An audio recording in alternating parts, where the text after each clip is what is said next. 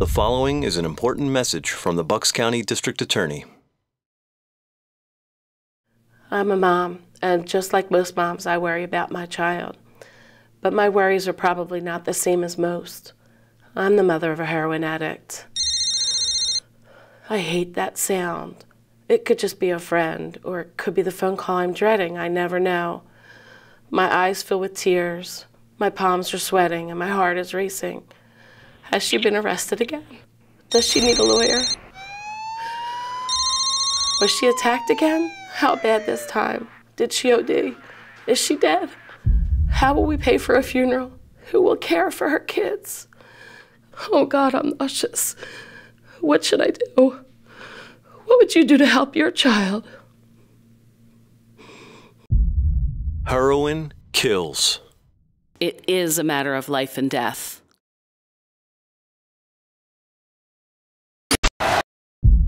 The following is an important message from the Bucks County District Attorney. I have read that children of parents who talk to their teens regularly about drug use are 42% less likely to use drugs than those who don't.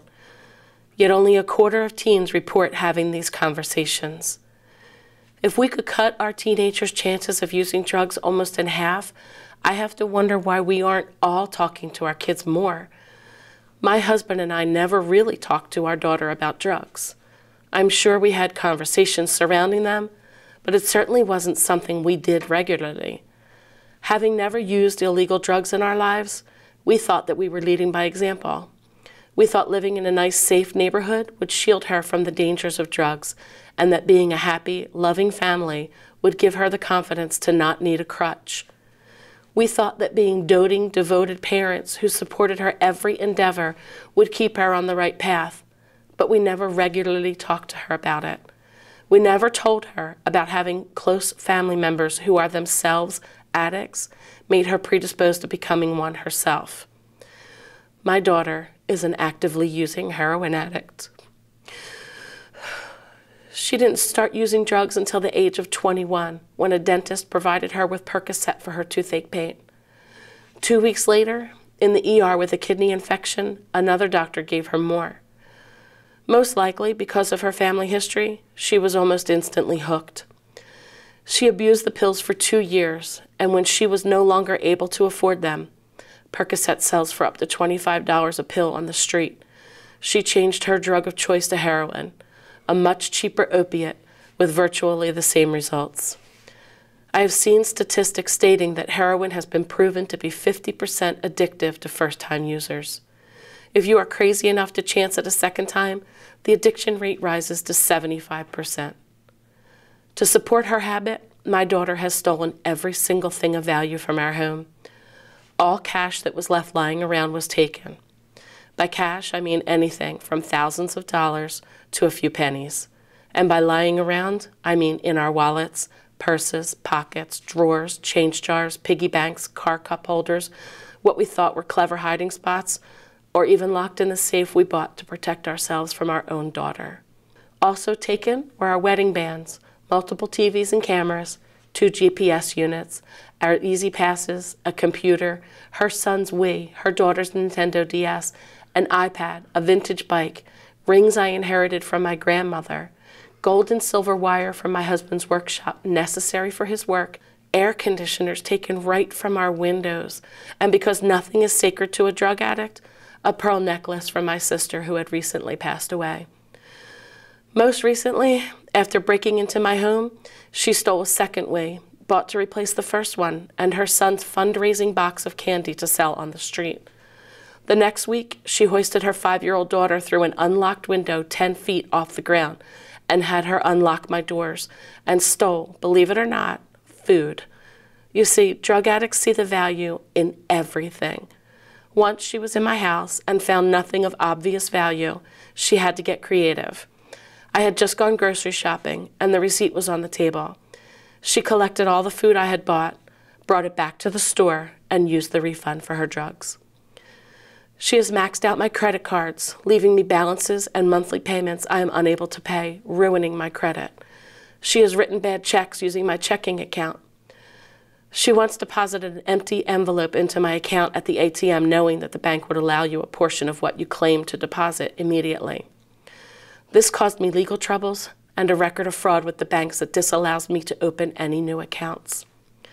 She has stolen gift cards given to me for my birthday and Christmas, sold them for half their value, and used the money for drugs.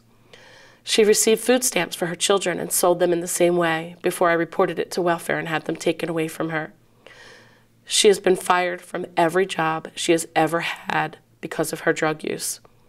She has 3 beautiful children, of which I now have custody because she's no longer able to care for them. I only recently found out she had been taking her children with her to Kensington to purchase her drugs. The final straw for me, the moment I realized I had to cut ties, was when I found her passed out in her car, needles and baggies by her side at her children's daycare. She had been shooting up while waiting to pick them up from school. It became clear that her children's safety was not her first concern, and I finally asked her to leave my home and never come back. She packed her bags, left her children behind, and moved into a shelter in Chester City. That was May 13th, 2013, the day after Mother's Day. She's been arrested for retail theft to pay for her habit and now has a criminal record which will follow her for the rest of her life. She has sores, track marks from the needles up and down her arms and on her thighs. She gets abscesses at the injection sites on a regular basis, and her veins have collapsed. Even her sweet, almost baby-like voice that she once had has been affected. Because of the drugs, she now has a deep, raspy, throaty voice. It's almost like the drugs are taking over her body, making her unrecognizable even to her own family. She has had 5 stints in rehab, only to come back and start using again. A few months ago, I got a phone call telling me that she'd been attacked while buying her drugs. She was dragged into an alley, beaten, cut with a razor on her face, her arms, and her legs, and her clothes were in tatters. Luckily, somebody saw what was happening and called the police. Intervention from strangers doesn't often happen in the neighborhood where she was attacked, and she was lucky to have survived. Despite this, she was back in the exact same place less than 24 hours later to buy again. Her health is deteriorating quickly, and I have come to the grim realization that I will likely bury my only child if she's not able to beat this addiction. It is a fact that we parents of drug addicts must accept, if for no other reason than to soften the blow when it happens. These are some, but certainly not all of the daily struggles we face.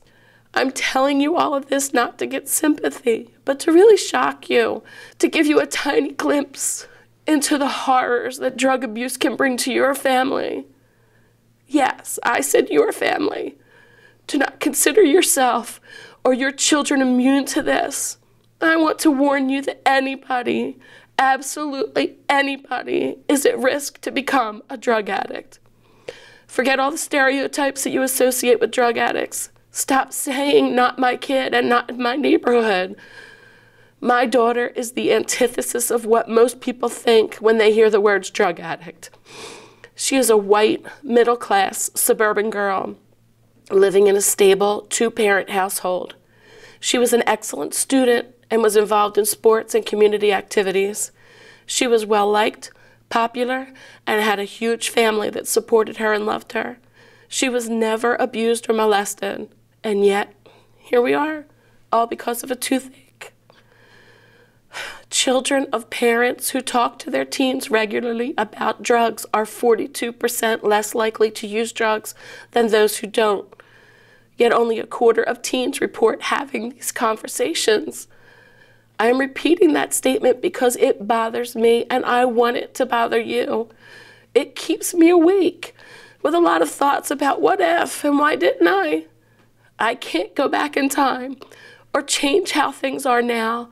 And even though she is currently in a long-term rehabilitation facility, it may be too late to help my daughter. But it doesn't have to be for you.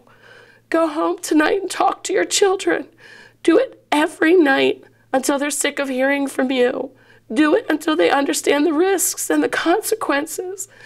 Don't assume your kids know how you feel. Tell them. Don't think they won't use drugs because they're afraid of you or your reaction. They may not have a choice. My daughter didn't. Heroin Kills. It is a matter of life and death.